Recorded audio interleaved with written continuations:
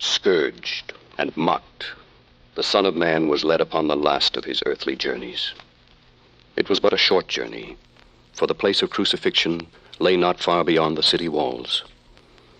But all the unutterable weariness of his trial before the Jews, his trial before the Romans, the scourging and shame of the final mockery, had sapped his strength so much by now that when the soldiers placed upon his shoulders the cross upon which he was to die, he scarce could carry it no further than the crowded street that led out of the city. The centurion in command summoned from the crowd a strong and sturdy man whose name has passed into history as Simon of Cyrene. And him, says St. Matthew, they compelled to bear the cross.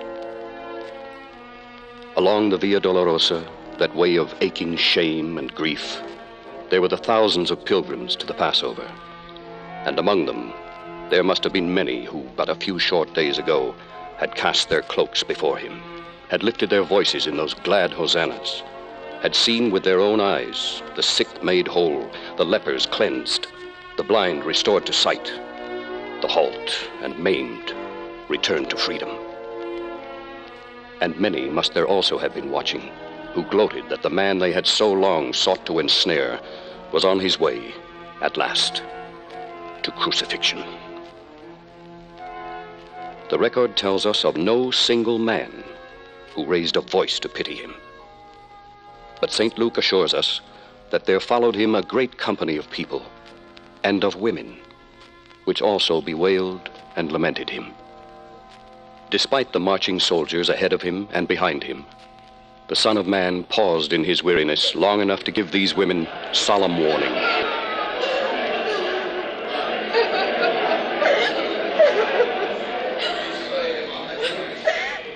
Daughters of Jerusalem, weep not for me, but weep for yourselves and for your children. For behold, the days are coming in which they shall say, blessed are the barren and the wombs that never bear.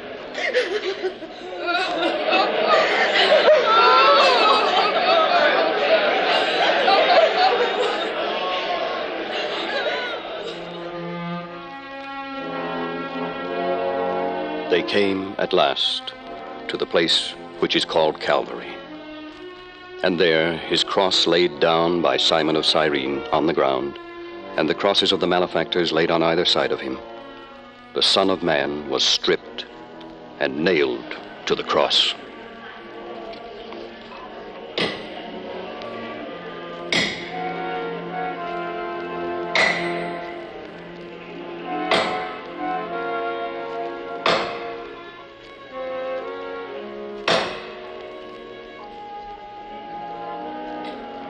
Over his head, they affixed the superscription Pilate had commanded.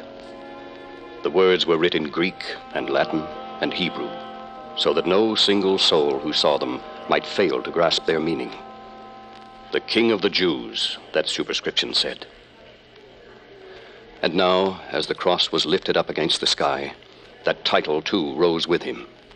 And on either side of him, the crosses of the malefactors were also embedded in the ground.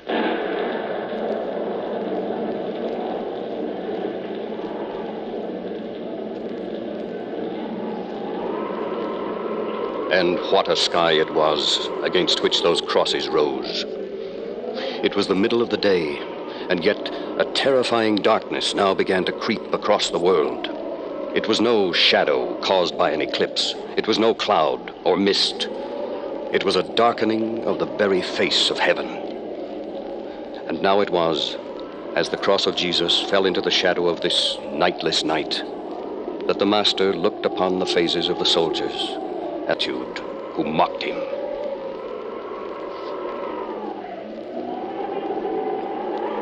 Thou that destroyest the temple and buildest it in 3 days, save thyself and come down from the cross.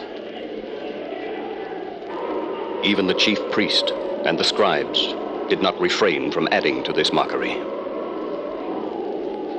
He saved others. Himself he cannot save.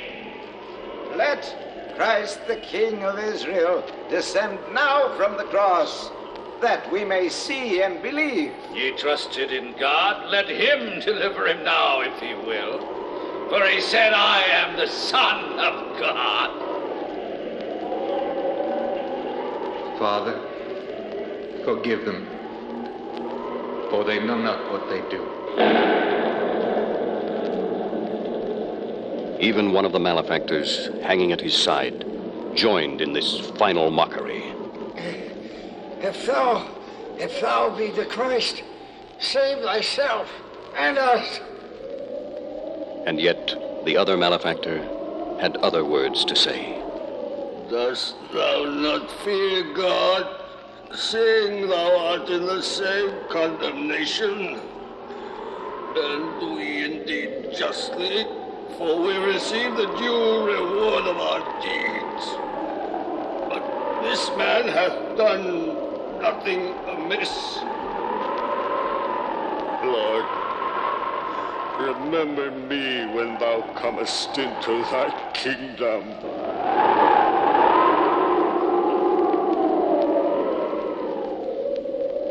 Verily I say unto thee, today shalt thou be with me in paradise. At the foot of the cross, the soldiers took the garments of Jesus and made 4 parts, to every soldier a part. But the coat they did not rend, for it was woven without seam. This they cast lots for, that the scripture might be fulfilled, which saith, They parted my raiment among them, and for my vesture they did cast lots.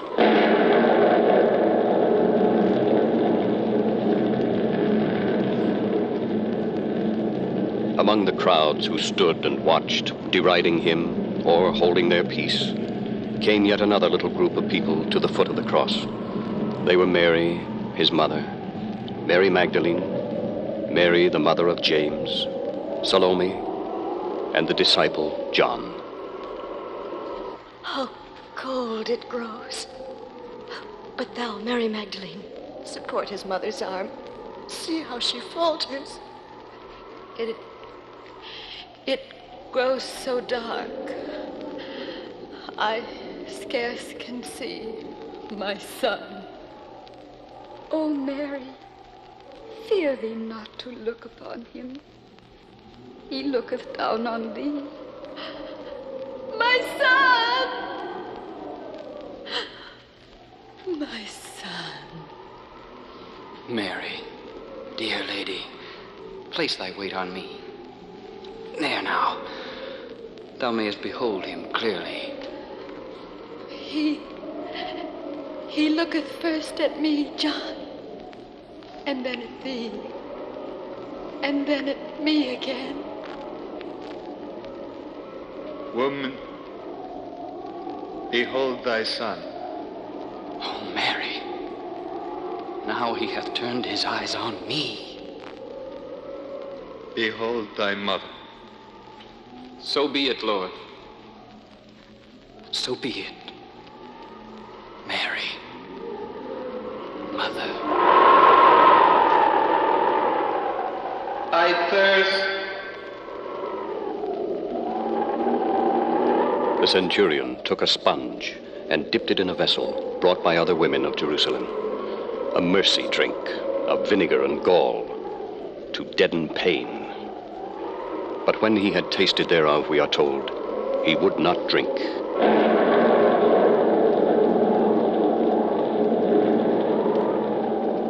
Into what agony the pains of crucifixion had now brought him, we do not know. But in unutterable torment, he spoke into the night the most terrible of all words from his cross. My God, why hast thou forsaken me?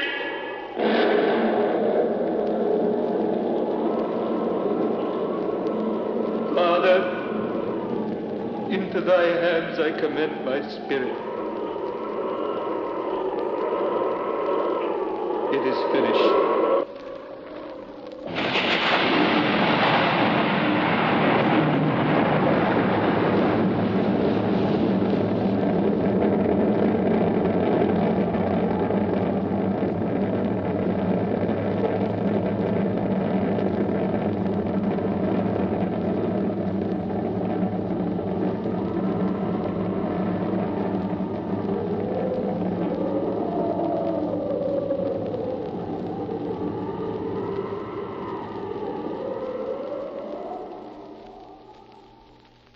At the moment of his death, the veil of the temple was rent in twain, and a darkness, deep, unearthly, filled with terror, fell upon Jerusalem.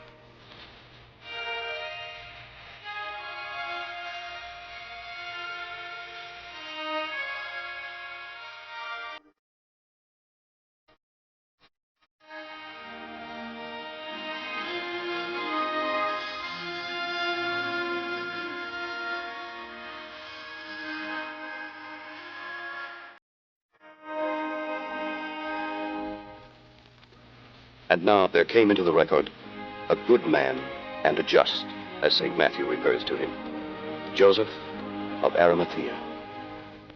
He was a member of the Sanhedrin itself, yet he had not consented to the deeds his fellow counselors had had a hand in. And now, risking their fury on himself, he begged from Pilate the body of Jesus. And we are told he took it down and wrapped it in linen and laid it in a sepulchre that was hewn in stone, where never man before was laid. Against the mouth of this sepulchre, a heavy stone was rolled, and the women of Galilee who had watched the burial returned into the city to prepare spices and ointments with which they might anoint his body. Throughout the whole of the period of the Passover itself, through the quiet of the Sabbath, they rested in accordance with the law of Moses. To the disciples who had forsaken Jesus in his hour of need in Gethsemane, all now seemed over. The master they had hailed as the Messiah was crucified and buried. And as they drew together again in Jerusalem, torn with grief and overshadowed by despair, it seemed to them that all for which they had worked and prayed was now forever lost to them. Among the many thousands of happier men and women keeping the Passover, they withdrew into a house where they found some peace and stillness in their mutual grief.